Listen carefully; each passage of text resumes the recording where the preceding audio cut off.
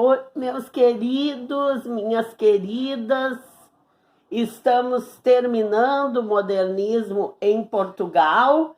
Já terminamos, né, de ver as características, as protagonistas que foram as revistas, e eu escolhi dois autores para a gente comentar, um em cada vídeo.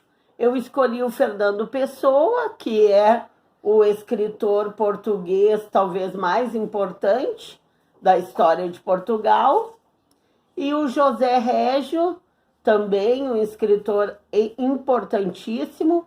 Eu poderia até ter escolhido outros da primeira geração ou outros da segunda geração, mas aí ia ficar muito extenso.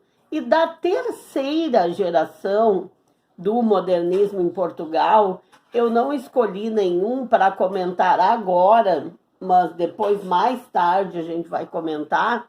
Por quê? Porque os da terceira geração já estão ali no final do modernismo. Já as tendências nem são mais as tendências modernistas. Então, Fernando Pessoa, da primeira geração, chamada de orfismo. O Fernando Pessoa, gente, falando rapidamente nele, ele nasceu no final do século XIX, lá em 1888, e morreu na primeira metade do século XX, em 1935. Morreu muito jovem, com apenas 47 anos.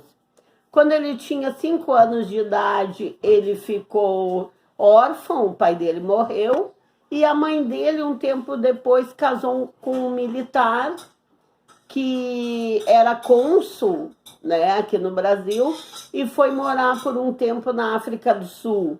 Ele foi para a África do Sul junto, ele fez o ensino, o que hoje a gente chamaria o ensino básico, né? O ensino fundamental e médio, naquele tempo era o ensino primário e secundário, ele fez no exterior e depois voltou aqui e se matriculou na Faculdade de Letras.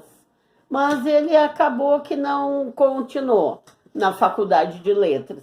Aqui nesse período da vida dele, entre criança órfã, que foi morar na África do Sul, com a mãe e o padrasto, e depois adolescente de 17 anos que retornou para o Brasil, às vezes tem algumas, como é que eu vou dizer, incongruências, porque a gente lê também na crítica literária que ele passou um bom tempo morando com a avó materna e as tias. E às vezes esse bom tempo se confunde também com a idade que ele tinha quando supostamente ele ainda morava na África do Sul com o padrasto e a mãe. Mas isso não vem ao caso, é só um detalhe da vida dele. O importante é saber que já adolescente ele já estava no Brasil e ele, bem jovem ainda, começou a colaborar com as revistas. Ele desistiu do curso de letras, mas começou a colaborar com as revistas.